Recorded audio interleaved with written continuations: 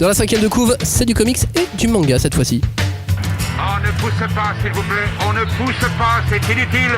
Le public n'est pas autorisé à assister aux épreuves éliminatoires. Moi, je crois que je pourrais être un très bon ninja. À quoi vous jouez? L'heure est grave, c'est pas le moment de faire les guignols.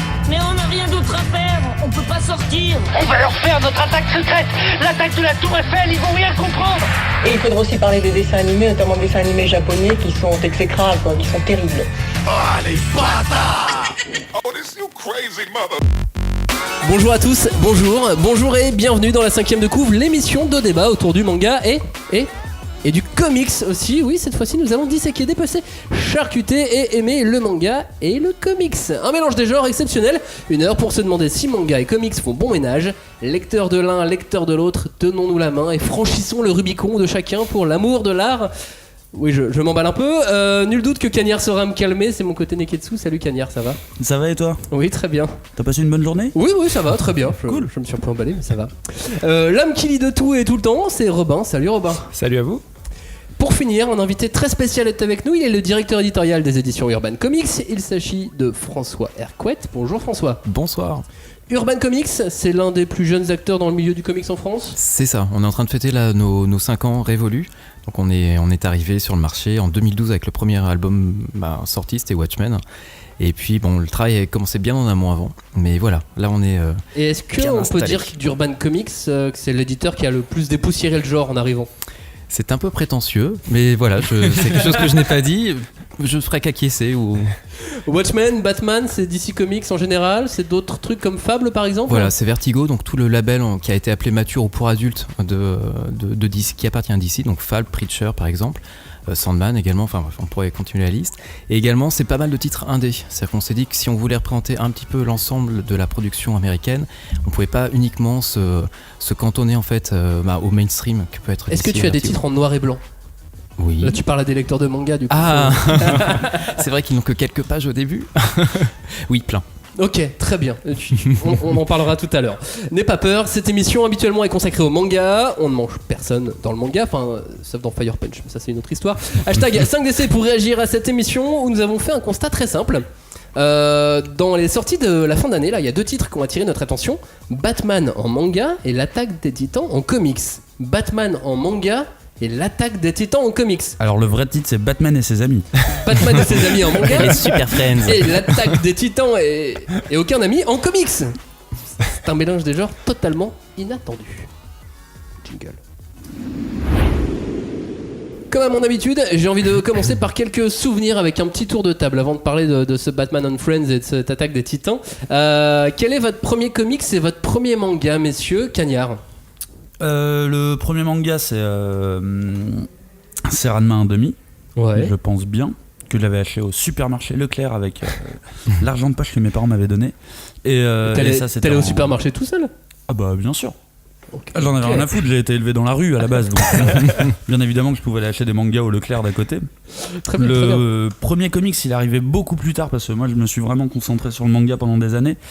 Le premier comics ça devait être Civil War de Mark Millar parce que il y avait tout ce pan de culture que je ne connaissais pas du tout et qui m'intéressait parce que mine de rien. Mais t'avais vu des films, il y avait oui, voilà, tu vois, il y avait les Batman, il y avait les Spider-Man et tout, donc je me suis lancé. C'était peut-être pas une bonne idée de commencer par Civil War parce que c'est un événement Marvel où il y a genre, je sais pas, 50, 60.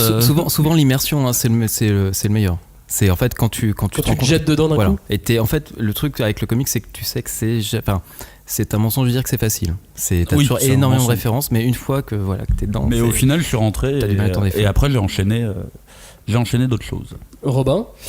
Alors moi, premier manga, j'en avais déjà parlé ici, c'était Gun. Et c'était le tome 2 que j'avais relu. Évidemment. Lu et relu. Ah, on commence par le tome 2. On commence par le tome 2, évidemment. Classique. Et premier comics, alors c'était un obscur Black Panther que j'avais trouvé d'occasion pendant des vacances d'été, quelque part dans genre un vide-grenier ou un truc comme ça. Mais après, tu l'as lu au camping et tout. J'ai lu pendant les vacances, mais ça a absolument pas conditionné ma lecture du comics parce qu'en fait, je m'y suis mis beaucoup comme Cagnard beaucoup plus tard au comics. Pas comme moi. Non, pas comme toi, parce que je lis pas les mêmes genres de comics. Je lis assez peu de comics de super-héros. Il est un peu plus élitiste que toi, quand même. Je lis assez peu de comics de super-héros, plutôt des trucs indés, notamment chez Urban. Mais voilà. François, de ton côté? Et moi, du coup, j'ai commencé par le comics. Ça a été sans doute une édition de J'ai lu BD de Killing Joke ou Sourire ou Sourier. J'ai lu BD a fait. Ouais. C'était dans la bibliothèque de ma mère. Et qu'est-ce qu'elle n'a pas fait J'ai lu en fait? Ouais, c'est vrai. Parce qu'au final, ils ont fait des premiers mangas avec Fly et compagnie. Ouais. Je savais pas qu'ils avaient fait du. Et puis un comics en plus assez particulier. Quoi. Ah oui, celui-là, ça m'a bien soigné. Hein. C'était entre les couleurs et les scènes de Gordon, enfin du commissaire Gordon qui se fait torturer par des angelots nains bébés hydrocéphales. Non, c'était assez cool. T'avais quel âge, ouais? Bah, je devais avoir 6 ans, ouais, 7 ans. Ouais, c'est bien. Et depuis, zut. Et alors, le premier manga, vraiment celui sur lequel j'ai accroché à la lecture, ça devait être Video Girl Eye. Ok. Ouais. Ah, monsieur est parti direct sur du etchi. Je sais pas ce que tu dis. Sur des récits romantiques à oui, tout à fait. un petit peu sexy. Voilà, les trios amoureux, depuis c'est. Quel lover ce François. Voilà, personne n'a dit Dragon Ball en fait. Je suis le seul à avoir vraiment commencé sur Dragon Ball. Bah, t'es mainstream quoi. Ouais, et on est plus âgé aussi. Hein. On parle de lire ou de regarder? Parce que... De lire. D'accord, bon, ouais, c'était. Non, mais moi Dragon Ball c'était dans mes premiers. Après, j'ai du mal à vraiment me dire entre Appleseed, Gun, Striker et Dragon Ball, c'était un petit peu. Ouais, ça s'est un peu mélangé dans ta tête. Un petit peu. Mais alors, mon premier comics, je m'en souviens. Parce que je lisais, parce que j'avais que ça à lire. Dans la maison de ma grand-mère, j'avais trouvé des cartons de mon papa, de mon père. Des cartons de trucs à lui de quand il était plus petit. Et dedans, il y avait des tout petites BD, mais vraiment pas très grandes. Et il y avait Mandrake le magicien. Et du coup, il y en avait d'autres. Il y avait Fantôme avec lui. Et j'en ai oublié. Genre le Fantôme du Bengale Ouais, celui où il y a eu le film après. Je vois. Oui, moi j'ai connu par le film. Et sans doute des éditions où t'avais une page sur deux qui était en noir et blanc. Tout à fait. Du coup, c'est un procédé économique. Je comprenais pas trop. Voilà. Des fois c'était en couleur, des fois c'était en noir et blanc, et je préférais les moments en noir et blanc.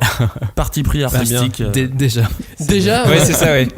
Faut dire que je suis daltonien et les couleurs étaient très très flashy aussi dans ces mandrakes là. J'ai encore la couve chez moi, j'aurais dû le rapporter en fait. J'étais bête, mais c'est que des couleurs flashy. Et c'était. Et je pense que je comprenais rien à ce que je lisais. Très clairement. Mais Mandrake, il était cool. Mais derrière, ça t'a donné envie d'en lire un petit peu ou tu t'es arrêté là et après t'as dit non, mais manga quoi? Et t'as compris que c'était du comics en fait quand tu lisais par exemple ou c'était de la BD en général? Pas fort, non, parce que je lisais aussi Pim Pam Poum à côté et non, j'étais beaucoup trop petit pour faire une différence et comprendre. D'autant que le mot comics arrivait bien plus tard en France, enfin, en tout cas dans l'utilisation. Mais je sais pas à quel âge en fait on prend conscience des différents genres qu'on est en train de lire. Ça dépend des époques. Nous, je pense que enfin quand je dis nous. Les gens d'une trentaine d'années, je pense que nous ça a été beaucoup plus marqué justement à cause du Club Dorothée où il y avait ces dessins animés japonais qui ont eu une mauvaise presse et du coup on disait que limite ils avaient une mauvaise presse parce que c'était japonais. Ils ont très vite mis un nom sur la cible hein. Oui non mais c'est ça. Par contre au tout début du Club Dorothée, moi j'étais persuadé que tout ce qui se passait dans Ranma en demi et compagnie, oui c'était en France tu vois, ça se passait. Je me disais c'est bizarre, on n'a pas les mêmes sonneries, Juliette, Maxime, Roberto dans Olivier Tom. Ils ont des murs qui coulissent. Ouais, c'est ça. Tiens, il mange à groupe. Il mange à groupe dans des bœufs. On se posait pas tant de questions que ça, que ce soit sur le comics, sur le manga. Ouais, en fait, c'est ça. On voulait juste une histoire qui nous fasse. Parce qu'on regardait autant des dessins animés américains parce qu'au final, que des dessins animés. Oui, il y avait X-Men et tout. Enfin, moi, je regardais X-Men. The Animated Series, Spider-Man, le dessin animé X-Men. Puis Mask, Jace et les Conquérants. Oui, mais ça. Tout ça, c'était américain aussi, mine de rien. Ouais. Et après t'avais la fusion avec Ulysse 31 qui du coup était mauvais. Un mélange de tout. C'était un mélange. Non mais lui il a pas eu d'enfance, il avait ne dans la rue, sur les souvenirs dans la rue à la base. Donc il avait pas la télé, il invente tu voyais ça depuis l'extérieur, t'avais pas le son. Ouais voilà, tu voyais ça depuis la fenêtre. Il passait c'est ça les apparts qui sont en rez-de-chaussée et tout, il regardait à la fenêtre. Je voue une haine profonde à Ulysse 31 et je ne sais absolument pas pourquoi. Parce que t'aimes pas les robots, je pense. T'es robophobe. Je sais pas. J'ai toujours détesté le graphisme, tout ça, j'ai toujours trouvé ça dégueulasse. Le hipster dans l'espace ou... C'est vrai que c'était des hipsters en avance, de rien. C'était un peu un hipster. Ils étaient très barbus. Bref, je sais pas si vous avez vu cette actu qui tournait aux États-Unis et qui fait un petit peu de bruit sur le net en France. One Piece devrait bientôt supplanter Batman. L'effet d'annonce. Ouais, je m'explique. On estime que 460 millions de comics écrits sur Batman sont en circulation dans le monde aujourd'hui, contre 430 millions de mangas One Piece. Donc, vu le rythme de Oda, vu les ventes de One Piece par rapport au Batman. La santé, One ça va, Piece, Oda ça va. Abdullah, ça va, il va bien. Ça il va, nous a ça dit va. qu'il allait bien. Du coup, One Piece devrait bientôt dépasser Batman.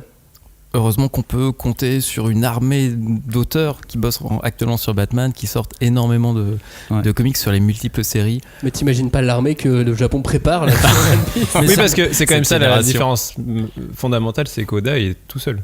Alors oui, mais il y avait eu des bruits de couloir il y a déjà un an et demi, 2 ans, sur le fait que les Japonais cherchaient des auteurs dans le monde entier pour écrire One Piece.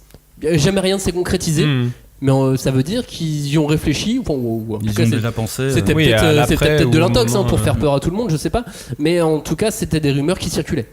Moi, je l'avoue que j'ai vu cet article passer, je l'ai trouvé un petit peu putassier parce que ça sentait un peu la putaclic dans le sens One Piece va dépasser Batman, mais en vrai, il y aura aucune donnée suffisamment chiffrée pour dire ça y est, on est passé, One Piece est passé devant. Non, a priori, c'est un journaliste du site Anime News Network qui a fait ses calculs. Mais en vrai, ok, peut-être que One Piece finira par dépasser Batman, mais en vrai, quand tu vois l'armada des films de comics. Et sachant qu'elle est clairement pas arrivée à son apogée encore, l'ère du cinéma de super-héros, je suis pas sûr qu'il va passer, que One Piece va passer aussi rapidement que ça. C'est clair que si on parle en termes d'aura du personnage, Batman il est quand même. Batman restera plus connu. C'est pas vraiment mesurable, mais il est plus fort. Enfin, il est. Attendez de voir la série. Non, mais il est plus connu quoi. Attendez de voir la série télé One Piece qui va arriver. Non, mais voilà, tu croises quelqu'un dans la rue, tu lui dis Batman, One Piece, t'as plus de chances que les gens connaissent. Et de toute façon, je pense que en termes d'iconographie, il y aura plus effectivement de fans de Batman. On est arrivé avec Batman qui a bientôt 80 ans. En 2019, il aura 80 ans, donc ça fait quand même une paille. On va arriver à l'âge où dans The Dark Knight de Frank Miller. Non, il est un peu plus jeune quand même. Est-ce qu'il y a un comics où Batman il arrête et il devient Alfred et il commence à servir un autre mec? Ça, c'est un truc translore. Une autre histoire. Chacun son rôle. Non, mais une fois qu'il est vieux, je sais pas. Il est vieux, il passe mentor, mais il passe pas Alfred. Non, il passe pas. Alfred devient une intelligence artificielle. À la limite, il gère le manoir, mais non. T'auras jamais une soupe faite par Bruce Wayne. Ouais, c'est ça. Mais voilà, ce que je veux dire, c'est que du coup, Batman, lui, au bout de, même avant ses 50 ans, est passé au rôle d'icône. C'est qu'on est vraiment sur un personnage qui peut se décliner sous n'importe quelle forme. Et ça peut être une tasse, ça peut être des chaussettes, ça peut être. Tu vas reconnaître en fait l'iconographie, même sans avoir le visage de Bruce Wayne, tu vas reconnaître vraiment le personnage. C'est quelque chose qui, à mon sens, est en non lecteur de One Piece, et que je m'excuse auprès des auditeurs. Je pense pas qu'on soit encore là. Vous êtes sans doute plein et des millions. On est nombreux et on est organisés. Et on est en colère. Mais quand du coup le personnage aura atteint les 80 ans, enfin en tout cas quand la licence ou plutôt la création d'auteur, l'œuvre d'auteur de Oda aura atteint les 80 ans, oui là je pense qu'on aura un peu l'ampleur du phénomène. Je pense qu'on est plus dans une question de longévité que de millions vendus. En tout cas, il est certain qu'il y a des gens qui sont fans de Batman sans jamais avoir lu un seul comics Batman. Exactement. Et c'est encore plus vrai pour Superman. Oui, c'est vrai. Oh là là. C'est très très vrai. Mais en tout cas, en livre, c'est quoi ce retournement de situation? Est-ce qu'il y a vraiment une montée? Est-ce que tu entends parler quand tu vois les ayants droit pour leur acheter des bouquins, t'entends parler de manga un peu plus qu'avant ou pas du tout? On a rarement ce type de sujet. Non, mais vous parlez pas manga. Et vous, le manga, ça va en de quoi Allemagne? Non, ça pourrait arriver. Genre, on a peur, on sait pas, on essaye de pénétrer tel marché parce que le manga est meilleur. Non, il y a en fait ce que j'entends moi du coup des licenciés américains, c'est leur difficulté à pénétrer le marché japonais et le marché asiatique en général. Ouais. Là, il y a vraiment un protectionnisme qui est hyper actif. Autant nous on absorbe vraiment la culture japonaise depuis déjà les années 80, voire même un peu avant. Mais dans le sens contraire, ça se fait pas. Non. Donc ils n'importent pas beaucoup les Japonais de toute façon. Puis il y a peut-être une question géopolitique sur l'Asie et les États-Unis. Ouais, mais en BD franco-belge européenne, franco-belge européenne, c'est un peu le même. Enfin, je veux dire. Oui, c'est la même chose. Tu vois, c'est pas une question d'Amérique ou de. C'est juste que dès que c'est de l'extérieur, ça les intéresse pas. Mais voilà, c'est le genre de sujet qu'on peut effectivement développer et trouver les biais. Et je pense qu'effectivement, Batman est une bonne passerelle. On en parlera tout à l'heure de Batman. On va d'abord s'intéresser à quelques chiffres sur le marché français.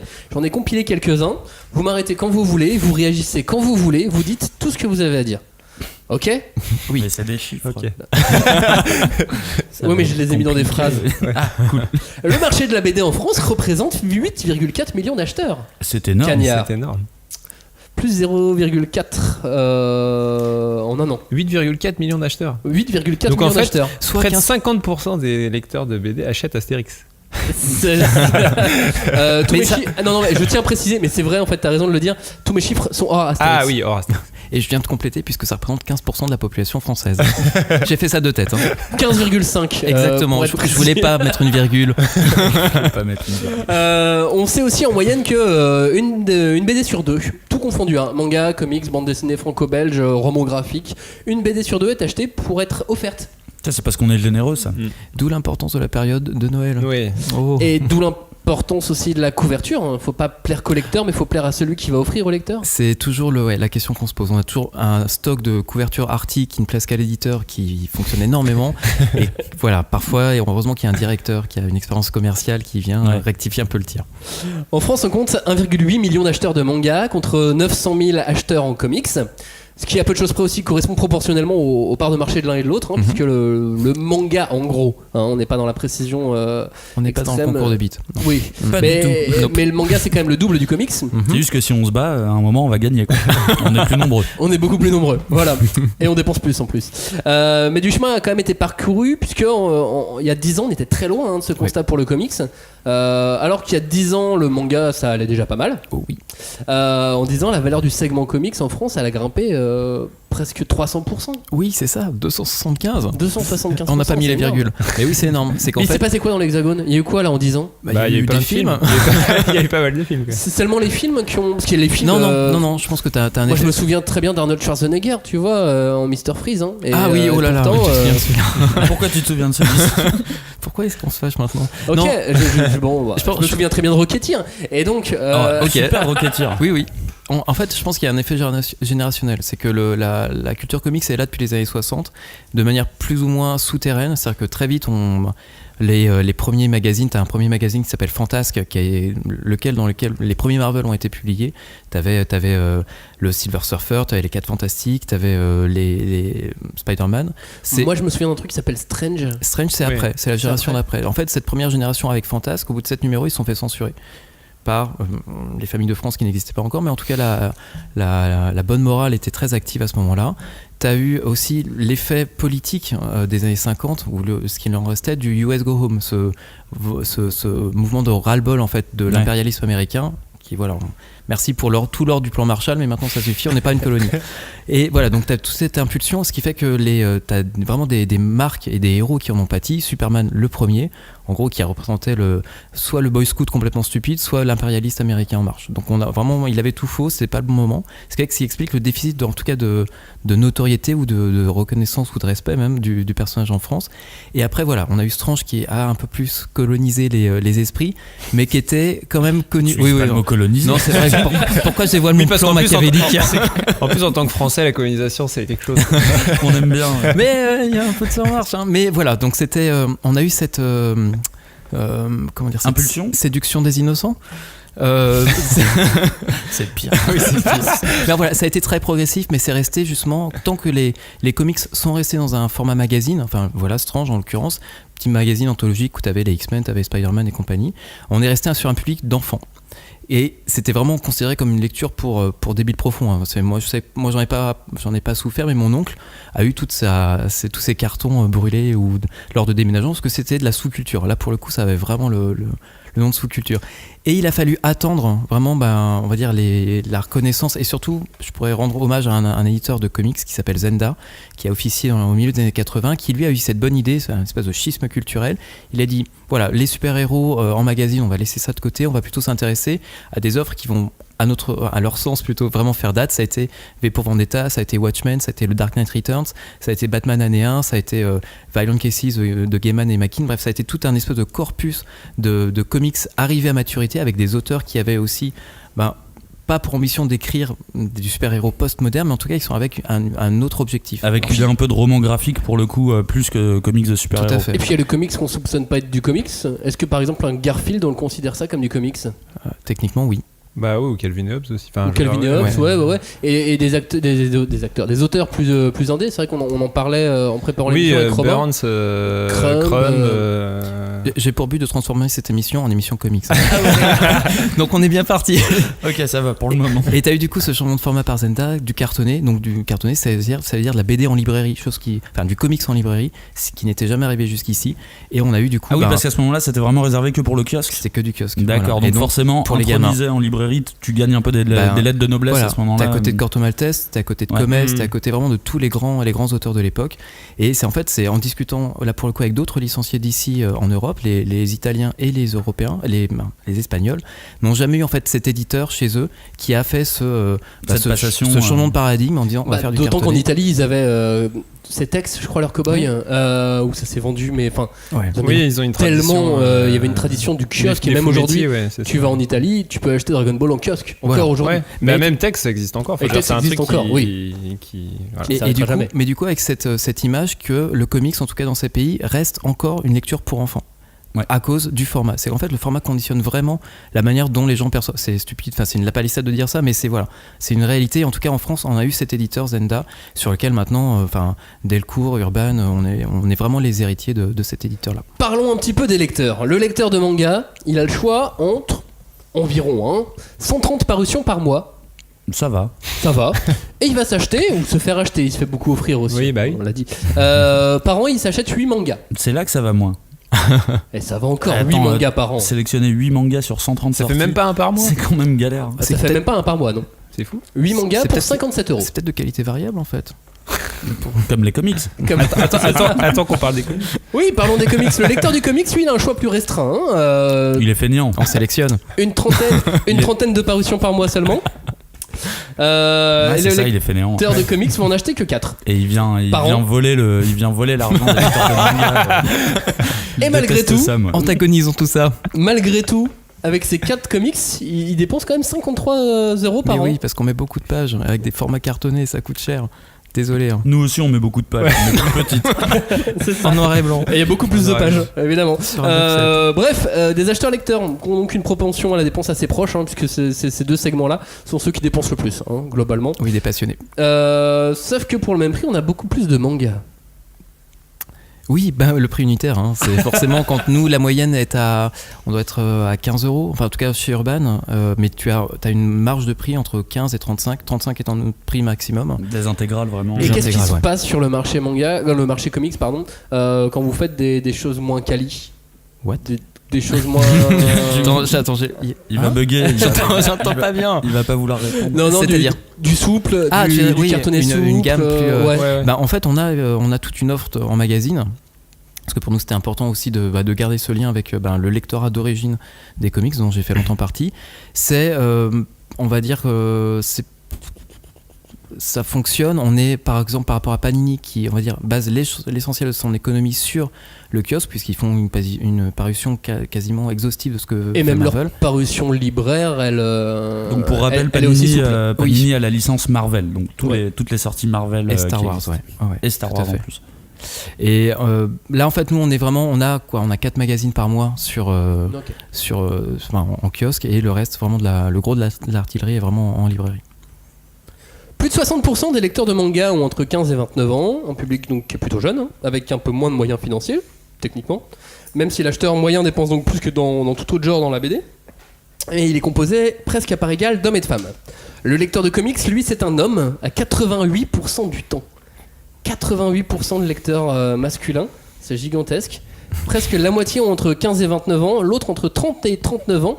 Un lectorat du coup en majorité qui est plus mature et qui est peut-être plus difficile dans ses choix aussi, puisqu'il a lu plus de choses, il a vu plus de choses, il est peut-être plus sélectif, ce qui expliquerait ces chiffres. C'est compliqué là. Enfin, j'essaie de produire une analyse. Je me pose la question maintenant. Faire la différence entre les deux, sachant qu'il y a des lecteurs qui achètent des deux en plus. Ouais. Bien sûr. C'est un peu compliqué parce que plus mature, oui. Mais en même temps, vu que la production est moins grande en termes de structure, en tout cas, là où t'as 10-15% d'acheteurs, de lecteurs, contre 30 et 39 ans dans le manga, ils sont 40% dans le comics. Le lecteur de comics est veule à la base. Donc, forcément, oui, il va essayer d'être plus chiant vis-à-vis de l'éditeur. Je crois donc on a chez moi. Il a de la bile dans les veines. Non, mais oui, je pense qu'il est plus exigeant. Enfin, je sais pas, moi je dirais ça comme ça. Je pense que l'investissement est pas le même. Oui, déjà, oui. Tu réfléchis peut-être plus facilement. Si tous les mangas coûtaient 15 €, je pense qu'on serait aussi plus regardant sur le titre qu'on va. Oui, mais t'as des comics qui coûtent 4 €. Oui, mais c'est des kiosques et le ratio temps-lecture est pas du tout le même. Et c'est qu'en fait, nous, c'est ce dont on s'est rendu compte quand on est arrivé sur le marché. On avait cette intuition qu'il y avait deux publics. Il y avait un lectorat historique avec le magazine, donc avec une formule plus, comme tu as dit tout à l'heure, cheap. Même si je suis pas d'accord avec tu verrais la gueule des magazines, tu changeras d'avis. Et on avait du coup aussi une autre offre avec toujours dans cet héritage qu'avait placé Zenda du gros bouquin en librairie, vraiment le cartonné, la totale. Tu sais que tu mets effectivement le prix, mais tu as vraiment tout d'un coup. Donc nous on est vraiment sur cette dichotomie de public, donc deux offres et deux publics différents. Donc je pense que les gens adaptent en fait. Ce que tu n'as peut-être pas là, c'est les chiffres de vente kiosque. Non, que je n'ai pas effectivement. Voilà, qui sont très compliqués à récupérer. Là, t'as que les albums. Ouais, je pense que je suis que sur librairie. Donc voilà, en tout cas, on a cette double et Panini a fortiori, ils ont cette double publication. Donc, parce que même sur Panini, moi je me souviens avoir un Kick-Ass. Couverture souple, pas très grand, cheap donc. Et pas très cher. Ah ouais, cheap parce qu'en fait, en plus le nom de l'auteur c'est écrit Marc Romta Junior. Je m'en souviens de celui-là. Ils ont mélangé. Ça nous arrive presque jamais. Même pas avec Batman, les cours des hiboux avec les pages inversées. Jamais je les changerai tellement je suis content d'avoir une faute d'orthographe dans le nom. C'est un collecteur. Oui, c'est ça, c'est évidemment. Mais alors ça, du coup, on est c'est un format librairie, ce que tu décris. Donc c'est ce qu'on appelle un trade paperback. C'est un dos souple. C'est donc ces recueils qui sont un facsimilé de ce qui est publié aux États-Unis. Parce que la culture aux États-Unis vient progressivement au cartonné, mais c'est pour les œuvres, on va dire, plus patrimoniales, ou les Watchmen, les V pour Vendetta, enfin les gens qui. Des choses qui ont 30 ans de publication. Ou qui ont fait leurs preuves commercialement. Qui sont déjà cultes. Voilà. Le Panini, en fait, jusqu'à il y a très peu, à peu près 5 ans, faisait essentiellement quand même du cheap, comme tu dis. Ils faisaient quasi que ça, à part pour certaines séries, genre. Je crois que The Killing Joke, il l'avait fait en cartonné à l'époque, mais... Tu dois avoir une édition aussi absolue de Watchmen, mais vraiment, pour eux, c'était un cas exceptionnel. Et la majorité était en souple. Sachant que c'est un éditeur qui est présent dans plusieurs pays en Europe. Oui, c'est une multinationale qui, du coup, édite au Mexique, au Brésil, en Espagne, en Allemagne, en Italie, en France. Et ouais, moi, je crois qu'il doit y avoir d'autres pays, mais c'est vraiment énorme. C'est une maison qui existe, en tout cas, une machine de guerre. En France depuis 20 ans. Et forcément, quand ils achètent une licence, ils l'achètent pour tous ces pays-là. Et oui.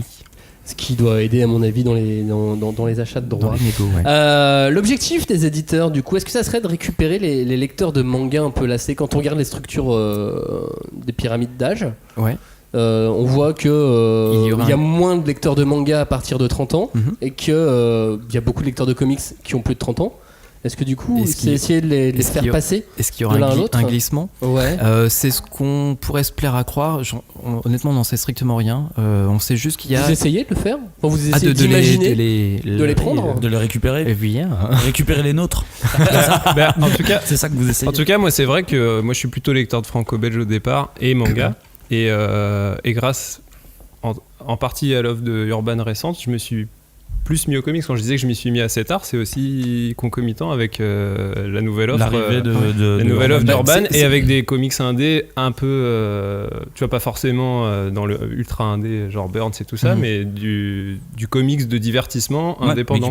Mais après, il y a une. Et ça moi, j'ai trouvé un nouveau souffle de lecture là-dedans, quoi. Ouais, mais dans le lecteur de manga, il aime aussi des choses mainstream, puisqu'on a l'habitude, finalement, de lire One Piece, Dragon Ball. Le lecteur de comics peut aimer le mainstream comme du Superman, du Batman, et après des œuvres. Mais c'est juste que pour un non lecteur de comics, par exemple Superman, Batman, tout ça, c'est effrayant en fait, tellement c'est énorme les univers, tu sais même pas par où commencer, quoi. Donc du coup c'est vrai que non mais c'est vrai que j'ai dans mon sac un guide. C'est vrai que quand c'est vrai que quand du coup t'as un éditeur qui te propose des récits déconnectés de tout ça, mais qui sont quand même du divertissement, et tu vois, c'est plus facile de plonger là-dedans. Je pense qu'il y a aussi cette si on revient sur la forme un petit peu du comics et du coup du manga, je pense qu'il y a une parenté qui est assez simple à faire, c'est qu'on est sur un rythme de publication assez fréquent, par exemple comparé au franco-belge où tu as un bouquin tous les 1 an quand tu as de la chance, voire 2 ans. Ouais, voilà. clairement. En comics, on peut sortir une série, t'as un tome tous les 3-4 mois. Donc c'est quelque chose, t'as une Qui est fréquence. comparable, effectivement. Voilà, t'as une fréquence de publication, une densité aussi.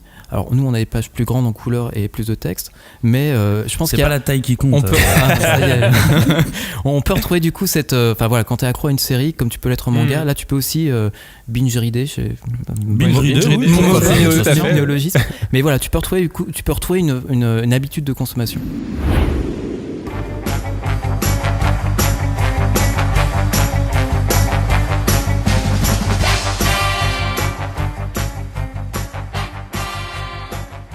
C'est pas ce que DC essaie de faire en ce moment en mettant un Batman manga, peut-être pour les plus jeunes, en shonen. Bah, je pense que c'est des 2 marchés qui se sont toisés pendant des années, qui se sont pas forcément mélangés. Les artistes se sont inspirés, les artistes américains se sont inspirés des japonais et inversement pendant des années. Mais là, vu que les marchés de chaque pays sont arrivés à maturation, on sait qu'au Japon, le manga commence un petit peu pas à se casser la gueule, loin de là, mais il commence à stagner, ce qui est pas forcément bon dans une idée de croissance. Là, je pense que chacune des industries est en train de regarder l'autre et commence à tenter des petites approches pour dire attendez, finalement, on n'est pas tous potes au final, quoi. Et venir voler les braves lecteurs de manga. Hashtag 5DC pour réagir à cette émission. Est-ce qu'on va vous voler, vous, lecteurs de manga, et vous mettre au comics? Est-ce que vous, lecteurs de comics, qui êtes tombés ici par hasard, finalement, vous vous êtes dit oh, le manga, ça a l'air sympa. Nous allons parler du manga Batman et la Justice League de Shiori Teshirogi. Une mangaka qu'on a pu voir sur du Senseiya notamment. Le pitch de ce manga Batman, c'est à Gotham City, la ville avec le plus haut taux de criminalité du pays. Ça n'empêche pas Rui, un jeune japonais, de s'y rendre dans l'espoir de retrouver ses parents disparus. Mais à peine arrivé, il est attaqué par 2 flics complètement tarés. Et malgré son talent pour le combat, puisque c'est un peu un ninja, Rui s'en serait pas sorti sans l'intervention de Batman. Ça, c'est le premier chapitre. Batman qui lui dit reste pas là, casse-toi. Et très vite, on va découvrir que le Joker prépare un coup, et puis qu'il y a toute la Justice League qui est dans le coin, puis Lex Luthor. Et Batman devra se faire aider par quelqu'un pour faire revenir la paix sur Gotham City, parce qu'il sait pas le faire tout seul. Et ouais. Quel bolos. Quel grand héros. Vous avez lu Batman le manga? Oui. Tout le monde? Vous avez aimé Batman le manga? Pas du tout. Non. Et bien moi j'ai trouvé ça intéressant. Bah, toi qui es non lecteur Oui, de manga pour le coup. Voilà, comme on en parlait tout à l'heure, je savais pas à quel niveau d'exigence placer, même au niveau du dessin, au niveau de des tropes, en gros de la structure narrative, je savais pas vraiment si je devais être déçu, enthousiaste par rapport à ce qui se fait d'habitude en manga. Mes lectures de manga vraiment remontent à si, j'ai découvert Five de Matsumoto que j'adore, mais voilà, je pense qu'on n'est pas forcément dans Ah oui, d'accord, Five de Matsumoto. Oui. Oui, Oui, parce qu'il y a un autre Five. D'accord. Je me disais, ah bon, tiens. Étonnant. Ça mais rappelle voilà, beaucoup Batman. Du coup, là, j'ai compris qu'on n'était pas dans le même univers, qu'on était forcément dans du shonen. Et ce que j'ai trouvé intéressant, donc du coup, voilà, j'ai laissé mon avis perso de côté en me disant, voilà, c'est une expérience. Ce midi, je suis en terre nippone à Gotham, donc du coup, c'est une espèce d'autre version. Et ce que j'ai trouvé intéressant, c'est la manière dont l'univers en fait de Batman avait été utilisé. C'était fait de manière assez respectueuse. Je pense qu'ils ont aussi eu une supervision de la part de DC où ils pouvaient pas faire n'importe quoi sur le personnage le plus important de l'éditeur. Mais c'est plutôt bien fait. Il y a juste eu, je sais pas si on spoil ou pas. Bah, ça dépend si tu crois pas que tu puisses le spoiler ce manga. Si, peut-être un truc impensable. Batman à un moment il pleure en présence du Joker, vrai. Et ça c'est vrai c'est là où je me suis dit ah oui, donc culturellement il y a vraiment du coup une interprétation qui est complètement autre. C'est que là où tout est visiblement tous les potards sont sur le 11 dans le manga, en comics on est un peu plus ils sont expressifs, Ouais. Il y a du mouvement. Voilà. Il n'y a pas de didascalie de 3, 4, 5, 28 lignes. Ça peut arriver quand même. Bah, pas dans ce manga en Pas tout dans cas. ce manga. Et c'est non. ça, tout passe par l'image. Ouais. Et donc là, faut capter tout de suite que. Il y a Batman plus était de touché. mouvement. De toute façon, les deux arts ne sont pas les mêmes. L'un est plus figuratif que l'autre. Robin, toi, t'en dis quoi? Moi j'ai trouvé ça quand même très très creux. Enfin vraiment, je trouvais que c'était... On en parlait avec Cagnard avant, mais c'était vraiment... On en a parlé, on a bien rigolé. Ouais, Batman expliqué aux petits lecteurs de shonen avec tous les... Ah bah faut te mettre dans la peau aussi d'un... Non mais tu sais, avec une espèce de grille de bingo du Batman quoi. Ah oui, C'est-à-dire mais par que- contre, à aucun moment on a l'obligation de se mettre dans la peau de qui que ce soit. Je reste dans ma, Ah oui, je reste dans ma bien peau sûr. de lecteur. Mais, voilà. Je veux dire, c'est un truc qui C'est sort ça. en France, je le prends comme en français. Et puis voilà, c'est. Qui sort d'ailleurs en exclu mondial, je crois, en France avant que le tome Oui, il sort 2 relié semaines, soit deux semaines soit au après. Japon. Et puis moi, je croyais lire un Batman, et puis au final, à la moitié du tome, on commence à me présenter tous les persos de la Justice League. Alors effectivement, au Japon, il est présenté comme Batman et la Justice League. En France, qui a la couverture, il est à côté de toi. Ah oui, non. Je crois qu'en fait, c'est Non, écrit effectivement, Batman c'est écrit. et la Justice League en dessous. Mais bon, Justice ouais. League. Bon, j'avoue, j'ai préféré dire Batman et ses amis. Et du coup, en plus, je trouve que la façon dont tout cet univers Justice League, donc plus étendu que Batman, est assez mal amené. Enfin, en fait, il est amené comme si. Il est amené pour aller vite, je pense. Voilà, pour aller vite. Et du coup, il est amené comme si t'étais censé déjà savoir qui sont les personnages. Alors, je comprends pas parce que si c'est censé être un ouvrage pour introduire Batman aux lecteurs qui ne le connaissent pas, j'ai du mal à. Mais qui ne connaît pas Batman aussi? Bah, tu connais Batman, mais honnêtement, moi, Cyborg et tout ça, je vous ai dit, je suis pas trop lecteur de comics de super-héros, et toute la Justice League, moi, c'est pas forcément un univers qui m'est familier directement, tu vois. Et là, je trouve que c'est amené de façon. Alors je reviendrai un petit peu sur ce que vous disiez sur le fait que à moitié du bouquin, on arrive avec la Justice League qui débarque. En fait, ils sont teasés. Hein. T'as un panel du coup qui te montre l'ensemble du truc. Superman est un peu plus. Il a pas son homonyme, mais son alter ego Clark Kent, donc on découvre un petit peu le personnage autrement. Le reste de la Justice League est vraiment pour l'instant, je pense, juste teasé et plus développé. Oui, parce que de toute façon, ils apparaissent pas, ils sont mentionnés. Voilà. Ouais. Ils sont mentionnés à aucune fin dans ce premier tome, sûrement dans la suite. Mais en fait, la question, toi, du coup, en tant que lecteur de manga, est-ce que ça t'a donné envie de connaître un petit peu plus l'autre côté de l'Atlantique, du Pacifique?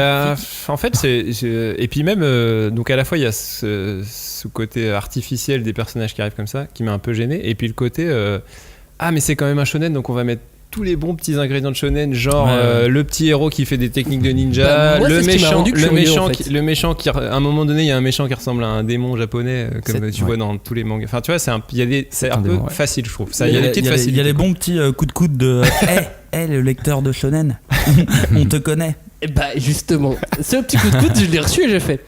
Bon, ok, montrez-moi un peu plus quand même. Après, très honnêtement, pour moi, c'est juste un outil marketing. Le film Justice League va sortir là d'ici la fin d'année.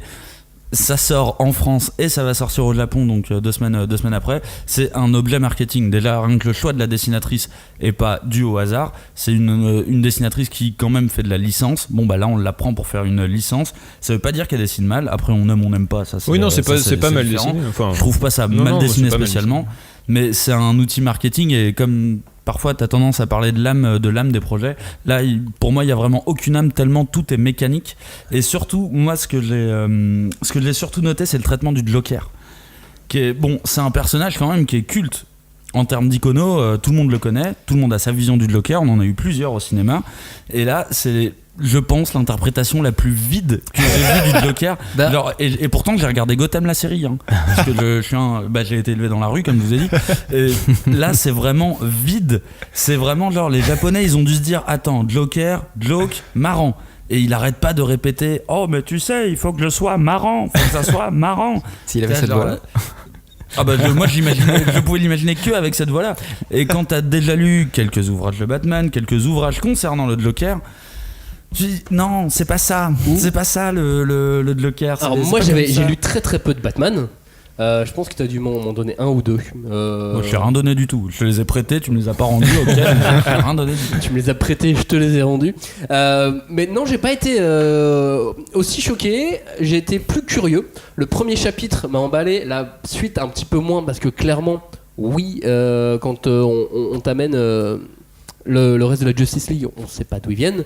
Ils les amènent pas, ils les mentionnent seulement. Ouais, voilà. Ils les introduisent de manière, on les mentionne. Comme si c'était une page de pub en fait. Mais en vrai, un manga c'est pas suffisant pour non, c'est instaurer, pour ça que et j'aurais limite préféré qu'ils aillent plus loin encore dans le manga et qu'ils en fassent un vrai shonen. Un vrai shonen neketsu, pardon. Parce que c'est vrai que du coup t'as du mal à te dire qui est le héros de l'histoire. Si c'est le gamin. C'est Naruto. C'est Naruto, Dragon Ball, la quête initiatique. Parce que là, de ce que je comprends, c'est que t'arrives déjà avec Batman avec un boss de fin de niveau. C'est ça.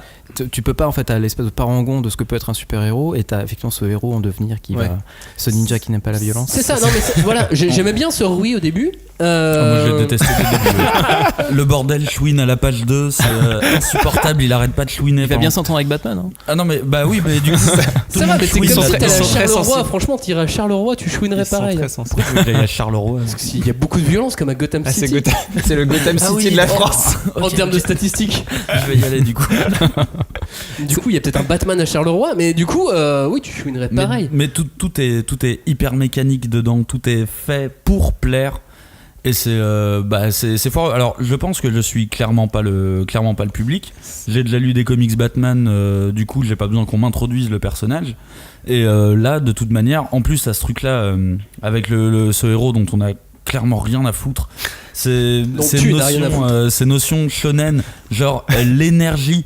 François, tu m'arrêtes si je me trompe, il a déjà été mention d'énergie comme ça dans. De failles que Superman n'aurait découvert que maintenant. Les line lay là. Les line lay, tu vois, ça c'est l'éther. Ils appellent ça l'éther. Ça c'est tellement Final Fantasy dans le sous-texte. Après le comic c'est très très fort pour te sortir n'importe quelle menace qu'on n'avait jamais vue. Oui, mais là, mais celle-là on la connaît. Celle-là on la connaît. L'énergie, Gaïa la terre, tout ça. Nous aussi on a fumé des ouinges. On voit quoi. Mais enfin voilà. Moi j'ai pas du tout aimé, mais après si c'est toujours la même chose. Si certains lecteurs de shonen qui ne connaissent pas du tout Batman lisent ça et derrière se disent ah bah ça peut être intéressant de lire du Batman et vont lire du comics, moi je suis carrément partant. Bah je pense que c'est un premier pas effectivement. On arrive à introduire l'univers de Batman, je trouve plutôt proprement. Non. Voilà.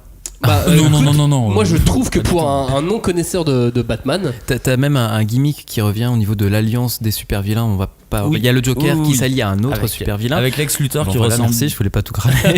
Non mais attends, on s'en fout. Non mais ça c'est un gimmick. Ça m'a surpris par exemple. Dans les comics c'est quelque chose qui était plus vrai dans les années 60-70. Ça se voit moins un peu maintenant parce qu'ils ont vraiment des personnalités qui sont complètement opposées et complètement inconciliables.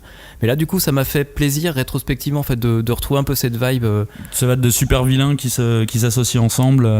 Bah en tout cas ces deux-là, oui, parce qu'ils ont. Bah tu vois justement Lex Luthor, je trouve que c'est peut-être le seul perso qui a sa place dans un manga, parce qu'il est traité un peu comme Elle dans Death Note. Un être humain qui est super intelligent et compagnie, et ça c'est son cerveau est un cadeau pour l'humanité. C'est ça.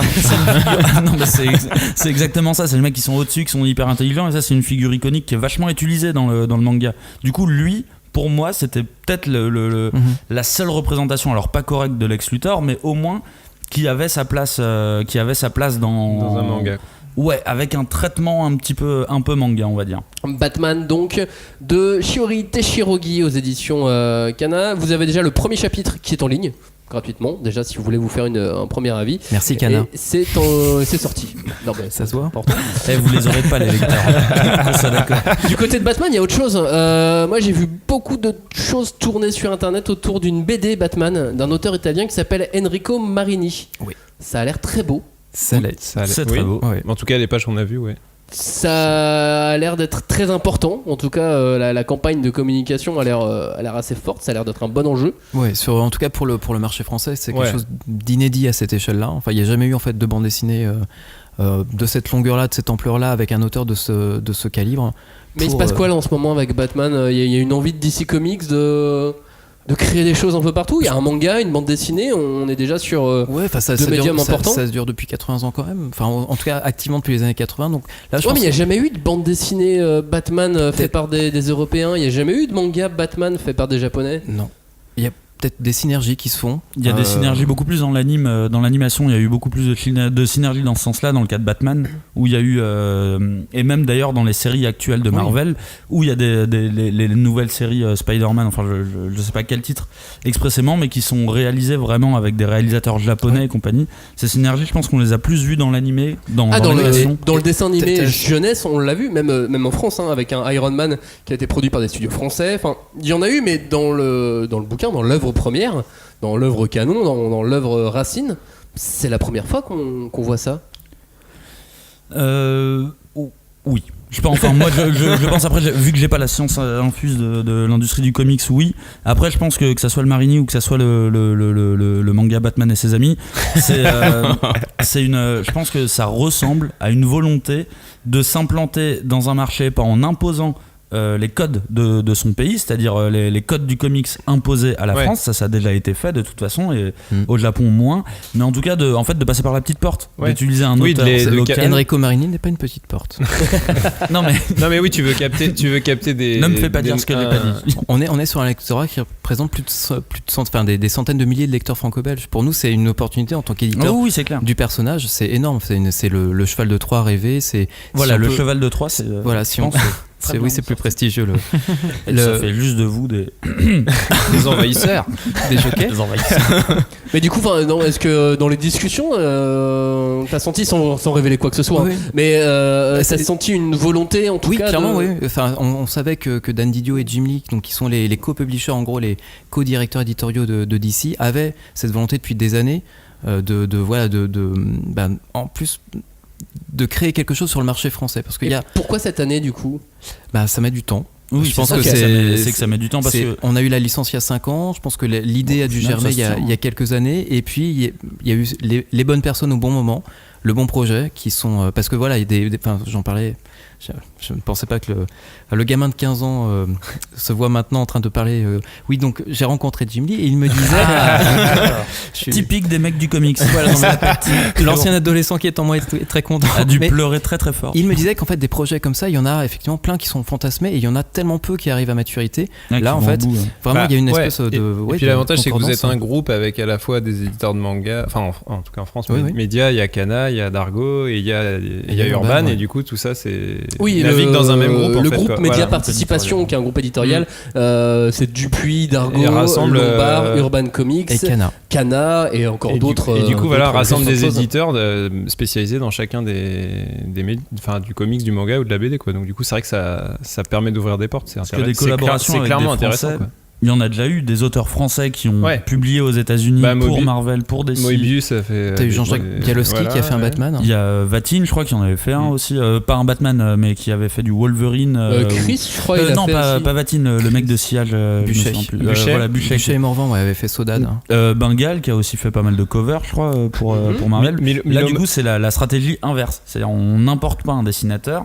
On importe le concept et on le laisse être traduit par un dessinateur local. Bon, du coup, pour conclure, on va manger du local. Batman, on est d'accord. Tant mieux. Oui, tant mieux. C'est bientôt ses 80 ans, c'est cool. Bon, bon anniversaire, Batman. Bon anniversaire, Batman. En attendant ton prochain jeu vidéo, bien.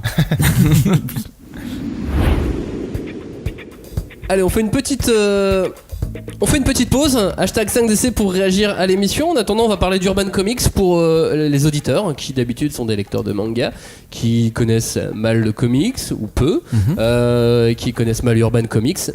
Ou pas encore.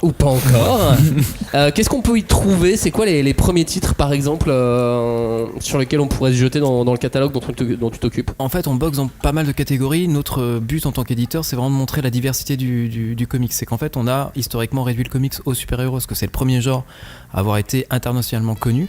Mais le comics, comme le manga et comme le franco-belge, recèle autant de diversité qu'il y a d'auteurs, qu'il y a de sujets, qu'il y a d'envie en fait de raconter des histoires. C'est juste, on va dire, des techniques, une culture qui est différente, les auteurs également. Donc voilà. Mais à part ça, le super-héros n'est jamais qu'un genre parmi d'autres. Et j'ai tendance à dire que le comics c'est un genre pluriel.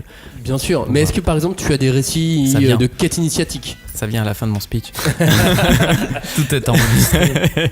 Non, alors ce que tu peux, si tu veux te mettre à Batman par exemple, le Batman année 1 de Frank Miller et David Mazzucchelli, qui, voilà, si on met un petit peu de côté le caractère un peu années 80 du dessin ou de la colo, c'est vraiment le scénario sur lequel tous les scénaristes aujourd'hui se basent pour écrire Batman.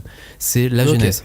C'est Batman année 1. Voilà, c'est le Batman Begins de Nolan. C'est un des rares que j'ai. Et je l'ai en noir et blanc, donc c'est. Homme de goût. C'est peut-être pas le plus accessible si on connaît pas Batman. Alors. Si, tu penses? Moi, tu vois, pour le coup, je l'ai lu un peu comme un polar, quoi. Enfin, du coup. Ouais, carrément. Moi, je vais proposer un truc pour commencer, pour se mettre aux comics, par exemple. Moi, le titre qui m'a fait basculer, et qui n'est pas un titre urbain, qui est un titre Milady, c'est Scott Pilgrim. Ouais. Alors là, qui est vraiment du coup assez qui fusionne la culture jeux vidéo, manga et comics. Donc là t'es arrivé avec un produit qui avait déjà digéré en fait tous les codes de chacune des cultures. La version noir et blanche évidemment, pas la version couleur. Donc voilà, je pense que t'as pas dû être très dépaysé. Et ensuite, si on veut jumper sur autre chose, Alors, il y a des récits en vraiment... indé par exemple. Alors en indé, c'est Saga. Vraiment Ouais. le bouquin que je peux mettre entre toutes les mains, c'est Saga pour son caractère universaliste. C'est qu'on est sur un récit de SF, mais l'action va être emmenée, en fait, on va suivre une cellule familiale en train de se créer. C'est un père et une mère qui vient d'avoir un enfant, et forcément, pour mettre un petit peu de haine et de passion, ce sont deux individus qui sont issus de peuples qui se détestent. Donc forcément, on est dans un truc un peu à la Roméo et Juliette, mais galactique. Et il donne naissance à Azel, qui est le personnage qui représente, en gros, le trait d'union entre ces deux peuples, et voilà, une possible paix. Et on est du coup, alors à chaque fois, on fait un zoom et un dézoom sur la cellule familiale, vraiment les engueulades qu'il peut y avoir, les problèmes d'alimentation du gamin, enfin vraiment sur un truc très très intime, et tu peux dézoomer et avoir sur l'univers, un truc conflit hyper voilà, épique, ouais. à la Star Wars. Donc c'est vraiment Ok. super comics. Et j'ai des gens comme Cagnard par exemple qui vont me parler de Fable. Ah oui, Fable, oui, en me disant que c'est que forcément on peut que accrocher puisqu'on connaît tous les personnages. Voilà, c'est en fait si on Je sais jamais ce que j'ai dit.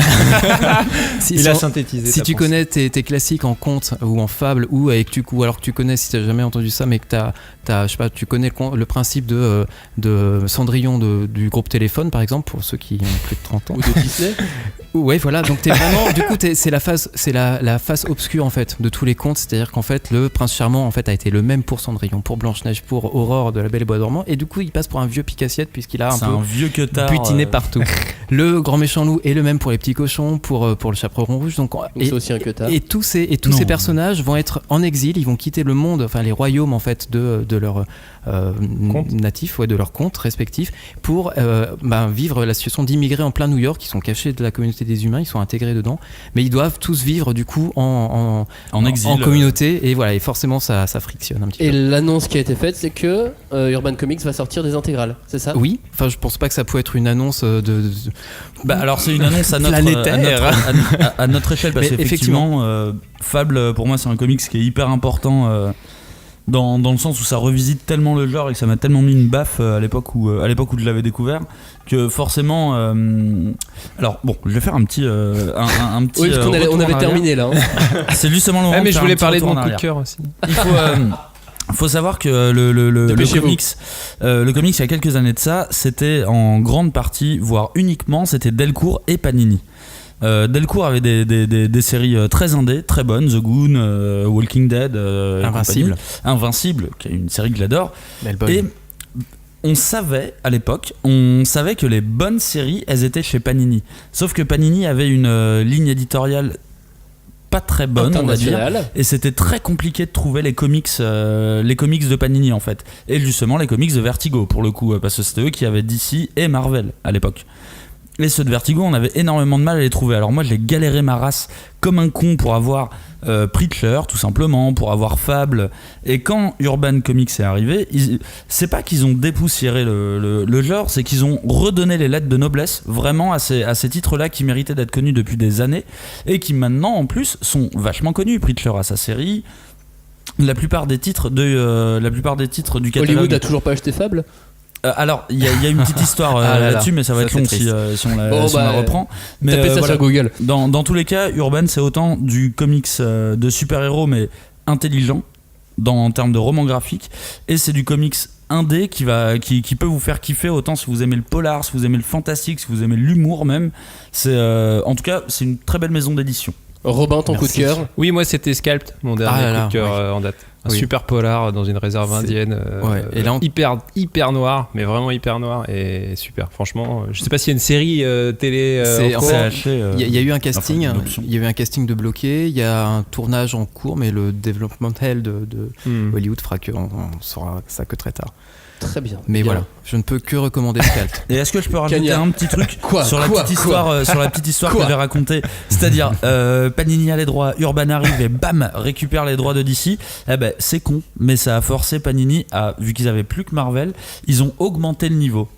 Parce qu'en fait, ils en avaient rien à foutre. Enfin, en France ou dans le monde entier? En France. Je sais pas pour le monde entier. Mais ils donnaient l'impression d'en avoir rien à foutre un peu des lecteurs de comics. Il n'y avait pas de retirage et c'est pour ça qu'on avait du mal à trouver les comics. Quand Urban est arrivé et a acquis les droits de ses licences, en fait, ça a forcé Panini à monter de niveau. Et là, à l'heure actuelle, Panini je trouve qu'ils produisent des bouquins de qualité, parce qu'il n'y a pas que chez DC, chez Marvel aussi, il y a de très bonnes choses. Bah, mine de rien, l'arrivée d'Urban les a forcés à augmenter le niveau, et ça, c'était une bonne chose pour le marché. Oh, this you crazy mother. Hashtag 5DC pour réagir sur l'émission. Nous allons maintenant parler du comics L'Attaque des Titans. On a parlé du manga Batman, maintenant place au comics L'Attaque des Titans. Alors pour vous faire le résumé, ça va être compliqué parce que c'est une anthologie avec beaucoup de titres différents, enfin beaucoup d'histoires différentes. Beaucoup de petites histoires différentes, beaucoup d'auteurs, beaucoup de dessinateurs. Il y a même parfois juste des illustrations. Voilà, bref, ça fait beaucoup de choses différentes. On ne juge pas de la même façon. Vous l'avez au moins regardé. Du coup, toi, Cagnard, tu l'as lu. Qu'est-ce que tu en as pensé par rapport non, pas par rapport à rien, par rapport à l'Attaque des Titans tout court. Juste par rapport à tes goûts, par exemple. Par rapport à juste un bouquin, j'avoue que j'ai adoré. Parce que contrairement au Batman manga, là c'est un livre hommage. Je sens pas de volonté d'attaquer le marché américain par le biais du comics. Tu sens que c'est des auteurs américains qui ont voulu rendre hommage à cette série, et du coup il y a une vraie volonté artistique là-dedans. Il y a différentes visions du manga L'Attaque des Titans, et j'ai trouvé ça hyper intéressant d'avoir la vision de ces auteurs américains. Bon, alors par contre, je pense qu'il faut connaître le manga quand même, L'Attaque des Titans, si tu veux le lire. Ah bah c'est une anthologie hommage. Donc, c'est une anthologie, ouais. Mais parce que je l'ai lu un petit peu sur internet où à chaque fois les journalistes précisaient il vaut mieux lire le manga aussi. Donc je préfère le dire. Mais je trouve ça trop cool. Ça pour moi c'est la fusion parfaite. Déjà la couverture est magnifique. J'ai pas réussi à avoir le bouquin entre les mains encore. Mais la couve est magnifique, et puis des illustrateurs américains qui s'occupent de l'univers de l'Attaque des Titans, qui est l'univers de l'Attaque des Titans. Il y a un nombre de figures iconographiques que tu peux utiliser dedans qui est très importante. Et là, avec les différents styles, j'ai trouvé ça magnifique. C'est quoi des figures iconographiques ? Tu as regardé l'Attaque des Titans ? Oui. Par exemple, quand je lis figure iconographique, c'est-à-dire l'être humain face à un titan.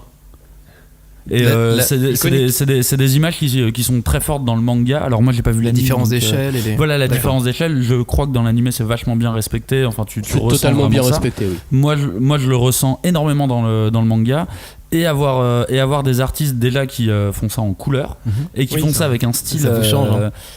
Non mais ça va, on n'est pas des handicapés de la couleur. J'ai même déjà lu des BD franco-belges. Je connais Tom et Nana quoi.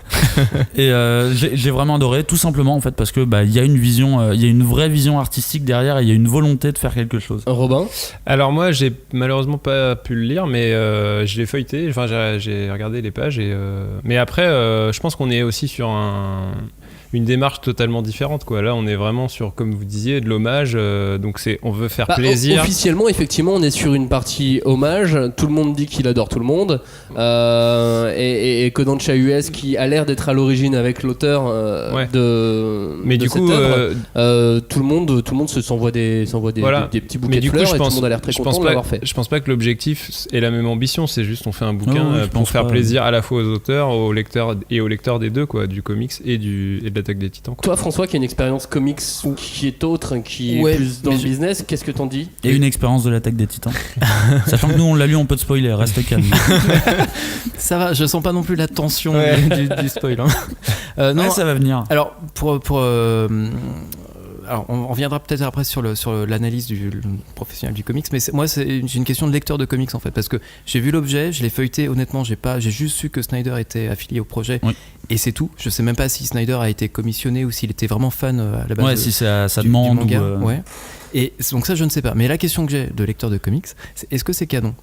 Est-ce que du coup ces récits sont... Non, c'est pas canon du tout à l'univers de l'Attaque des Titans. Enfin, certaines histoires sont canoniques, et d'autres pas du tout. Et en fait, je crois que justement, on leur a laissé la liberté totale. Et d'ailleurs, il y a un petit texte au début. Il y a un petit texte pour expliquer ça. où l'auteur de l'Attaque des Titans explique qu'il y a participé, qu'il a validé tout, mais qu'à un moment donné, il a dit allez-y. D'accord, c'est une interprétation, c'est respect. Mais du coup, c'est ça, on se fait plaisir dans notre petit cercle à la fois soit lecteur de l'Attaque des Titans, soit lecteur de comics, mais Il y a pas, pour le coup, alors autant le manga, je peux le trouver, le manga Batman, j'ai pu le trouver raté, mais il y a une dimension quand même plus. Ah tiens, on va essayer Il y a une dimension d'attirer des gens. Il y a une dimension arty, effectivement. Et on est sur un objet qui est à 25 €, plus de pagination, couleur. Donc c'est pas la même. Ouais, c'est clair que c'est pas la même. Et est-ce que justement c'est pas, enfin du coup vous êtes tous les deux déçus du manga Batman et Justice League. Est-ce que on n'est pas déçus, on n'en attendait rien. Non mais pour de vrai, c'est con, hein, mais tu vois le manga Batman. La seule chose dont on aurait pu attendre, c'est exactement cette chose qu'on attendait de l'anthologie de l'Attaque des Titans. C'est-à-dire, si avait été annoncé qu'il y avait un comics, un manga Batman qui était fait par Yoshiro Togashi par exemple, qui a fait Hunter x Hunter, ou par le mec de Naruto ou Akira Toriyama, là ça m'aurait intéressé. Mais dès le début, quand ils ont annoncé le nom de la dessinatrice, d'ailleurs vous pourrez voir que sur la couverture, il n'y a pas de nom de scénariste, il y a écrit Supervision DC Comics. Donc il n'y a pas de, enfin tout ça, c'est pas que ça pue, mais ça pue. Mais en fait t'aurais préféré une libre interprétation d'une icône du coup comme Batman, mais vu à travers différents prismes ou différentes sensibilités d'auteur. C'est-à-dire c'est ce qui est souvent fait dans le cas de Batman. En animé notamment, t'as une anthologie animée de Batman où t'as du Studio 4C, et quand t'as la vision de Batman qui avait été faite aussi sur Star Wars. Mais revenons à l'Attaque des Titans. Je voulais juste taper un peu encore sur. Quand tu vois cet objet, quand tu le feuilles, tu dis qu'aux États-Unis, ça se met au milieu des autres, ça passe inaperçu, tranquille. Je serais très curieux de savoir où dans quel rayon. Alors s'ils font les choses bien, ils implantent le bouquin dans les deux rayons manga et rayon comics. Honnêtement, je ne sais pas, je l'ai pas vu parce que j'étais. Moi, je l'ai pas vu encore non plus. Voilà. Demain que je vais en librairie. Là, je l'ai vu. Alors j'étais à la Dimension Fantastique lundi dernier et très bonne librairie au passant. Très bonne librairie. Lafayette. À Paris. Oui. Et on est écouté mondialement, François. C'est vrai que désolé, je pensais qu'on était que tous les quatre. Et en fait, voilà, moi je l'ai trouvé au rayon manga. Là pour le coup, Julien avait mis. Ce qui est plutôt logique. Mais moi je me serais plus attendu à ce qu'ils le mettent au rayon comics. Pour le coup, pour moi, c'est un moyen de draguer un peu le lecteur de comics. C'est chez Pika. Oui, mais non, mais tu vois pour le libraire, Pika qui est un éditeur de manga, Hachette qui ne fait pas de comics, hein, si je dis pas de bêtises. Si, ils font des comics. Ils ont Hachette Heroes. Hachette Heroes, oui, beaucoup de licences, qui est de la licence. Évidemment. Mais je voulais revenir en tout cas sur la partie américaine. Ça a été fait aux États-Unis par les détenteurs des droits de l'Attaque des Titans, par Kodansha US. On se retrouve avec un objet. Est-ce que c'est vraiment dans le but d'essayer de convaincre les Américains, à votre avis, votre opinion, de se mettre au manga? Est-ce qu'il y a une espèce de tentative comme ça de charmer? Je pense pas. Genre je te montre une cuisse. Je pense pas parce que à l'inverse justement du manga Batman qui a une introduction. Là, c'est pas du tout une introduction. Faut connaître déjà le manga pour comprendre ce qui. Et quand je dis comprendre, comme l'a précisé François, c'est pas ce qui se passe à l'intérieur n'est pas canon, mais si tu n'as pas les références des personnages et des séquences scénaristiques qu'il y a dans l'Attaque des Titans, tu profites pas de l'expérience. Voilà, tu risques de passer un petit peu à côté. Ça pour moi c'est vraiment c'est un cadeau. Ça c'est cadeau pour les lecteurs de l'Attaque des Titans. François, je pense que ça attire parce que voilà, moi l'Attaque des Titans, j'ai connu ça par la bande avec l'animé, pas du tout le manga, mais avoir le nom de Snyder affilié au projet, forcément du coup j'ai jeté un œil, mais alors juste un œil, j'ai pas eu le temps de le lire. Mais en revanche je pense que c'est surtout représentatif du fait que le manga maintenant c'est très très bien implanté sur le marché américain, quoi. C'est un truc Cagnard, t'avais préparé deux trois trucs toi sur l'arrivée du manga aux États-Unis. Ça a pas été la même chose qu'en France. Oui, alors en fait ça m'a intéressé de réfléchir un petit peu sur l'implantation du manga aux États-Unis. Et en fait, je me suis demandé pourquoi ils ont eu un peu de retard par rapport à nous, par rapport à la France, alors qu'on n'a pas spécialement de lien privilégié avec le Japon à l'époque. Alors d'abord, je vous noie un petit peu sous certains chiffres. Vous pourrez les oublier très rapidement. Mais par exemple, en 2011, le marché du manga, il était évalué à 300 millions de dollars aux États-Unis. Donc ça prouve qu'on est déjà dans une phase. Et combien il y a d'habitants aux États-Unis ? Ça fait $1 par habitant à peu près, non, même encore moins. Attends, on ne peut pas acheter les habitants des États-Unis. C'est pas le chiffre que je vous donne là. Non, ils sont plus que 300 millions aux États-Unis. Si, non ? 350 peut-être. 350 ? Je sais pas. Moi, Très je peux bien, pas lui continue. monter les pieds. Du coup, en continuant un petit peu à pousser, je me suis rendu compte que l'un des premiers mangas qui a été publié aux États-Unis, c'était Astro Boy en 1965 et c'était par Gold Key Comics. Je sais pas si François ça te parle. Si. Gold Key Comics, voilà, ok. Et aux États-Unis, en fait, après Astro Boy, les premières séries qui sont arrivées, en fait, c'était Ranma 1/2 ou Nausicaa et ça a été importé et traduit par Viz Media et c'était pendant les années 80-90. Donc Viz Media qui est resté ensuite aux États-Unis. Qui est resté aux États-Unis.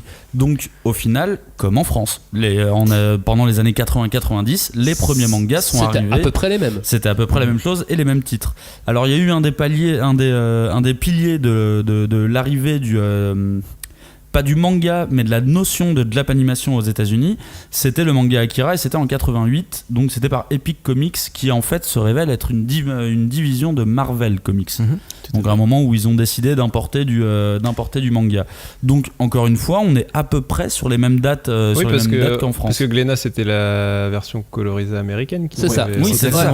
Donc, au final, ils l'ont même eu en même temps que nous. Donc au final, si on regarde, alors je vous passe les, parce que on peut jouer à ça pendant des heures. Alors arrêtez de faire les malins. Mais en gros, ils ont eu les mêmes mangas au même moment que nous. Ils ont eu la génération, on va dire un peu la génération dorée avec Yu Yu Hakusho, Shaman King en même temps que nous. Après, ils ont eu la génération Naruto, Bleach en même temps que nous. Donc, ça m'a paru intéressant d'aller fouiller un petit peu. Genre, pourquoi ça n'a pas pris aussi rapidement oui, parce que tu t'as dit quoi en 2011 300 millions de dollars. Alors attends, parce que j'ai fait semblant que je connaissais le chiffre de c'était 300 millions. Pour 321 millions d'habitants. En France, on est 66 millions d'habitants, on est à plus de 100 millions d'euros. Okay. Du coup, effectivement, c'est pas du tout les mêmes ordres de. On est mieux en France en termes de. C'est très chiffre. De proportion. Le pire, c'est que d'habitude, on n'est pas chiffre. On est juste dans l'insulte et la bagarre. D'habitude, on a Johnny qui est là pour nous donner les chiffres. Là, on est trois à compenser le rôle de Johnny qui donne les chiffres et c'est pas suffisant déjà. Alors, en surfant un petit peu, je suis allé chercher du coup des données. Et il y a une donnée qui m'a énormément étonné sur le pourquoi les mangas ont pris du temps à arriver, parce que on n'est pas les premiers à se poser la question. Aux États-Unis, justement, maintenant que le manga est très bien implanté, ils se posent la question et ils remontent dans le temps. Et bien, il y a un truc très con, mais il y a un fort ressentiment par rapport aux Japonais suite à la Seconde Guerre mondiale. Du coup, ils ont toujours eu un peu de ressentiment par rapport à importer un... en tout cas, de ce que j'ai pu lire d'écrits, de films, dans toute pop culture confondue, sur ce qui passe Seconde Guerre mondiale, on était raciste des Japonais aux États-Unis. Il y avait ça. Et puis à l'époque de la Seconde Guerre mondiale, François, encore une fois, tu m'arrêtes si je dis de la bêtise, mais en même temps, je vais pas parler d'un de tes héros, alors tu ne peux pas m'arrêter. Mais Captain America luttait contre des Japonais. Non, Superman mettait une claque à Hirohito. Captain America aussi, parce que j'ai vu des couvertures où justement ils se battaient contre des empereurs japonais avec des petites croix nazies tranquilles cachées sur la manche. Alors je l'ai vu mettre une baigne à Hitler, mais je me rappelle très bien. Mais du coup, il y avait du ressentiment. Ils sont allés sur le terrain pour dire voilà, on n'aime pas. Et il y a eu beaucoup d'immigration japonaise aux États-Unis après la Seconde Guerre mondiale, même un petit peu avant, mais il y en a eu aussi beaucoup après. Et tout était aussi très bien monté médiatiquement pour avoir la pour faire en sorte que on n'accepte pas spécialement cette culture japonaise. Alors après, les autres arguments que j'ai trouvés, c'est des arguments carrément lambda. Parce qu'ils avaient mauvaise presse, des grands yeux, les persos ont des grands yeux, voilà, il y a de la violence, ça remplit de sexe et de violence. Ça me rappelle quelque chose. La notion d'otaku. Ils avaient Club Dorothée là-bas aussi. mais justement, c'était marrant, plus j'ai avancé, plus je me disais, mais c'est exactement la même chose. Alors, la notion d'otaku, elle va à l'encontre de l'American Way of Life, on va dire. L'otaku, il reste chez lui, il ne bouge pas. Ils avaient inventé le nerd, donc... Oui, mais le nerd est l'otaku, en vrai. Oui. Sauf que c'est plus facile si tu le fais passer sous le couvert d'une culture imposée par un autre pays, quoi. Et bien évidemment, par contre, il y avait le truc de la défense du patrimoine. Ils n'avaient pas besoin d'importer une autre culture, vu que le comics était présent depuis des années. Et je pense qu'il y a eu un côté défense du patrimoine aussi. On se protège un peu d'une potentielle arrivée qui pourrait nous voler des lecteurs. C'est ça que j'allais dire. De toute façon, la culture américaine, elle a toujours fonctionné plus ou moins comme ça. Elle s'exporte, mais ils importent très peu, quoi. Mais aujourd'hui, partout, quoi. Musique, film, tout, quoi. Tu veux lire le Jump, qui est le magazine de référence au Japon, aux États-Unis, il y a une version anglaise du Jump. Enfin, américaine. Oui, et puis t'as vraiment toute une génération aussi d'auteurs de comics. Enfin, les premiers mois dont je me souviens, c'est Joe Madureira, qui a été vraiment bercé par cette culture manga. Bon, du coup, il a fait depuis son chemin en comics, mais surtout en jeux vidéo. Et t'avais Frank Miller avec Ronin aussi, qui a déjà commencé à digérer un petit peu. Voilà. T'avais Otomo, t'avais Mobius dans le mix. Du coup, t'avais vraiment toute cette culture qui était n'en avaient rien à foutre que ça soit pas leur culture. C'est une question de génération. On est vraiment du coup on a ce même phénomène du coup en France par rapport aux comics, mais là on était du coup sur une génération maintenant d'auteurs qui se revendiquent même de certains styles qui sont carrément manga. Alors après il y avait un petit contexte économique aussi qui je pense a joué un rôle. Bon, alors déjà d'un point de vue financier, ça coûtait pas très cher d'acheter de l'animé japonais. Tiens, c'est bizarre comme en France. ça compte aussi. Mais par contre, là où il y a peut-être eu une différence avec la France, c'est que au moment à peu près dans les années 90, encore une fois François, tu m'arrêtes si je dis des bêtises, mais typiquement Marvel était au bord de la banqueroute à ce moment-là, et je pense que le manga a bénéficié de ce trou d'air qui faisait qu'en fait les publications de Marvel n'arrivaient pas à se renouveler, n'arrivaient plus à parler à la nouvelle génération. Donc la nouvelle génération s'est détournée du comics. Bon, après on leur a connu un renouveau du côté de chez Marvel, et ils ont réussi à retrouver. D'autant qu'il faut compter aussi sur la puissance des fabricants de jouets aux États-Unis, qui eux aussi, en voyant les Japonais arriver et les licences japonaises, se sont dit petite manne financière non négligeable. On va pouvoir fabriquer 2-3 trucs. Et le dernier point que j'ai pu découvrir, en fait, c'est comme on disait tout à l'heure, le comics s'adresse principalement aux hommes, aux garçons, là où le manga a réussi à glaner un lectorat que le comics n'a jamais réussi à conquérir aux États-Unis. C'est avec le shoujo, et ça j'ai trouvé ça assez dingue, mais avec le shoujo, ils ont réussi à s'emparer d'une part de lectrices au final, qui n'avaient pas grand chose à lire en fait à l'époque. Et du coup la manne s'est fait comme ça. Bizarrement en France, nous c'est passé par le shonen, chez eux aussi, mais en grande partie grâce au shoujo aussi. Et il y a un truc qui est très différent entre les États-Unis et la France. La taille du pays. Oui, et la les langue. mechas. Les mechas qui n'est pas du tout culturel en France et qui ne fonctionne pas dès que tu sors Mazinger. Oui, voilà, mais pas mal. Mais dès que tu sors un manga Gundam en France, tu sais très bien que tu vas en vendre 200. Oui. Aux États-Unis, ça marche très bien. Gundam est une licence rentable, quoi. Et je pense qu'il y a eu cet affrontement-là aussi entre les États-Unis et le Japon. Enfin, absolument pas un affrontement, au contraire, un évitement des deux pays, parce que les États-Unis avaient leurs super-héros et les Japonais avaient leur Sentai. Donc il n'y avait aucune demande de ce côté-là, ni d'un côté ni de l'autre en fait. Mais clairement. Chacun avait ce dont il avait besoin, et j'ai trouvé ça assez rigolo en tout cas que on est. Alors de toute façon, nous d'un point de vue économique, on a été vraiment une exception. On a été une exception culturelle dans le fait où après la diffusion des animés, on est passé sur le manga. Je pense que l'arrivée d'internet a joué aussi à ce moment-là, dans le sens où on a réussi à se retrouver. En tant que Français, on aime bien être une exception. Et je pense que aussi ce qui a joué chez nous, c'est un nouveau modèle éditorial avec des parutions beaucoup plus rapprochées, dont les Américains sont déjà habitués en fait. Donc du coup, c'est pas. Oui, ça il y a pas peut-être marqué de rupture. François, t'allais dire tout à l'heure. Cette question sur le du coup le mecha qui a plus de succès aux États-Unis qu'en France. Pourquoi? Enfin, c'est le côté technologique, c'est le côté armes, c'est le côté. Parce qu'ils aiment bien les grosses machines. Pourquoi ça prend là-bas ça ne prend pas en France? Je comprends pas vraiment pourquoi ça prend pas en France non plus, puisque. Ça a pris en France. Le mecha, non, le manga de mecha. Dans les mechas, l'anime à la limite. Le manga de mecha, mais le mecha est présent dans les Sentai depuis le début. Donc on est loin d'être contre, mais par contre c'est un truc pour gosses chez nous. Ouais, je pense que c'est un truc pour gosses, et moi tu vois, j'adorais les Power Rangers, et je pense qu'aux États-Unis il y a eu ce truc là à l'arrivée des Power Rangers, enfin des Sentai via les Power Rangers. C'est vrai que les Power Rangers, ça a été du coup l'appropriation complète quoi. Et Transformers, non, c'est pas. Transformers c'est avant peut-être. C'était avant, ouais. Je connais pas du tout l'histoire de Transformers. Moi non plus. Je m'en bats les couilles de cette licence. Mais là c'est un début aussi de mélange des genres. Ouais, mais ça Entre l'appropriation de Power Rangers, les Transformers, on est. Ah bah de toute sur un façon, début tu de commences à mélange. mélanger là déjà. Tu commences à ou mélanger. de ce que je crois savoir, je mets ça sous plein de guillemets, c'est qu'en fait du coup Power Rangers était une série dont ils reprenaient les scènes de Sentai. C'est ça. Ah oui, japonais, c'est et au vrai, moment c'est d'enlever vrai. le casque, on avait du coup un acteur Et c'était Ayan Saban qui a fait. importé ça aux États-Unis. Et j'avais vu un vieux reportage de Capital il y a pas très longtemps là-dessus.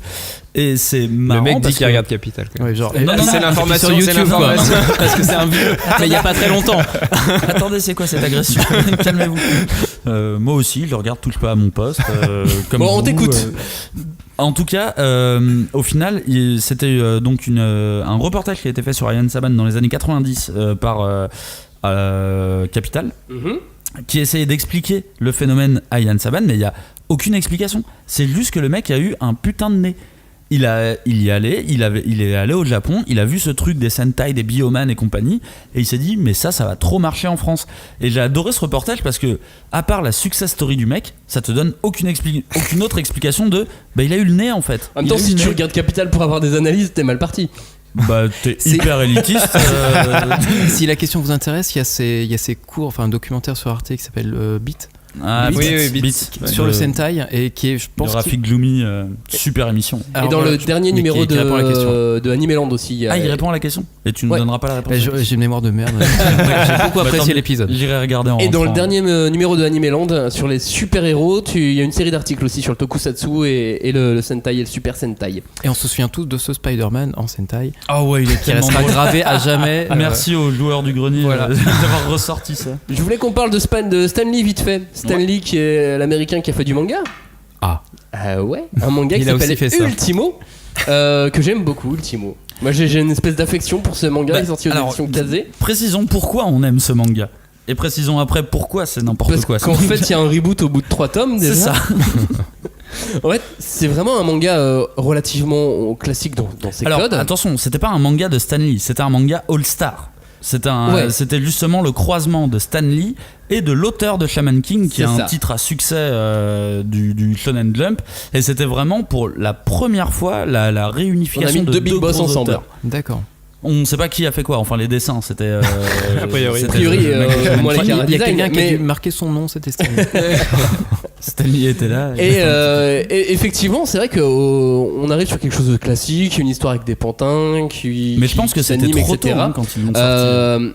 Ça bastonnait très fort, et ouais, au bout de 3 tomes, tout le monde meurt. Mais vraiment, la Mais Terre vraiment. explose.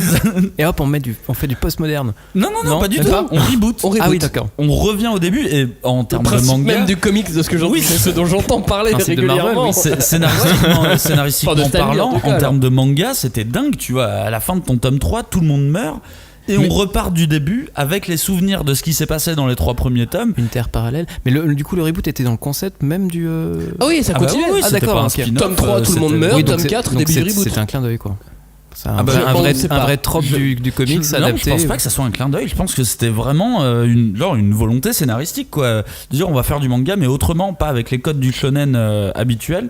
On va le faire avec les codes du comics. Mais voilà, c'était voulu. C'est ce que je voulais dire. Ah, par contre. j'avais l'impression que c'était voulu. À l'inverse, il y a un japonais qui est allé aux États-Unis, enfin en tout cas qui a travaillé avec Marvel, c'est Tsutomu Nihei, l'auteur de Blame ou de Night of Sidonia, qui a fait Wolverine Snicked. Oui, Snicked. Oui, qui est le nom du coup enfin quand Wolverine du coup dégaine ses griffes font ce bruit C'est caractéristique. l'onomatopée. Ah, c'est l'onomatopée de. Ouais. Ok. Snicked. C'est bien, vous avez quelqu'un lu? J'ai regardé parce que de mémoire il n'y a pas grand chose à lire.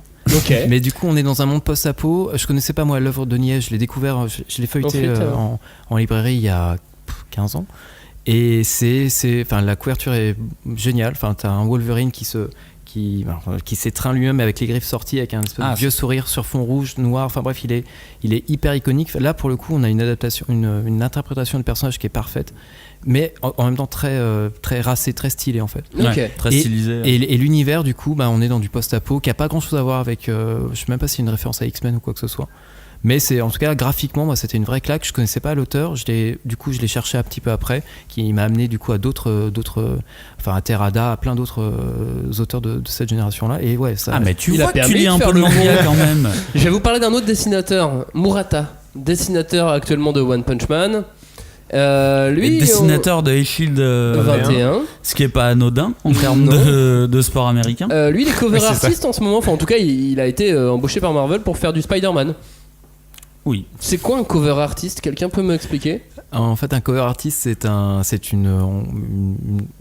un illustrateur qui est connu, qui peut être connu pour faire du comics, mais qui peut être aussi connu pour faire complètement autre chose.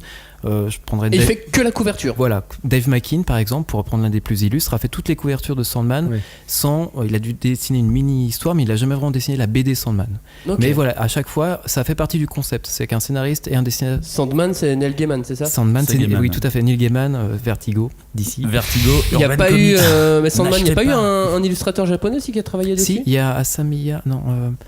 Le concept design, enfin le concepteur designer de Final Fantasy. C'est ça. Oui, d'accord. C'est Asamiya quelque chose. Je ne connais pas Final Fantasy. Ah, vous lisez pas de manga.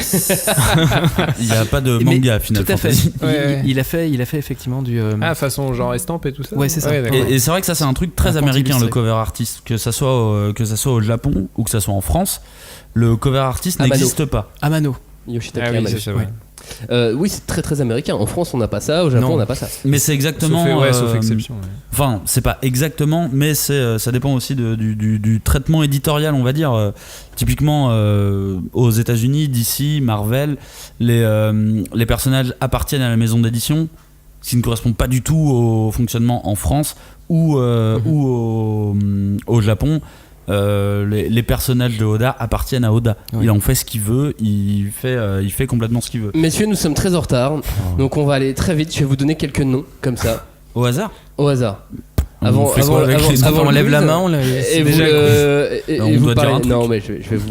Inquiétez pas. Billy Bat, niveau mix mélange comics manga, on en a un petit peu. Référence lointaine. Référence lointaine. Ouais, si, quand même, c'est. Si, c'est un manga qui parle d'un auteur qui fait du comics, donc du coup. Ouais, il y a un moment donné, il y a du comics dans le. Attends, t'as dit un nom, moi j'ai essayé de dire un nom. Ok. Je vais vous parler. Si tu veux que j'argumente, bien effectivement, on parle de Billy Bat, on parle de Mickey, effectivement c'est intéressant, mais je trouve que c'est une vision japonaise de Mickey, et du coup on n'a pas vraiment la vraie implication de l'industrie du comics là-dedans. My Hero Academia. C'est des super-héros. C'est des super-héros, du coup on se dit direct comics. Background, pas plus. Oui, mais alors l'auteur est très fan de Spider-Man, mais lui. Moi aussi, oui. Il avoue il a vu tous les films. Il a vu tous les films. Ouais, il avoue avoir lu très peu. Il préfère les Ultimate Spider-Man. Mais il a beaucoup de figurines chez lui. J'ai vu une interview où on voit l'entrée et il a une espèce de montagne de figurines Spider-Man. Ça, c'est typiquement My Hero Academia. C'est une shonenisation du style super-héroïque.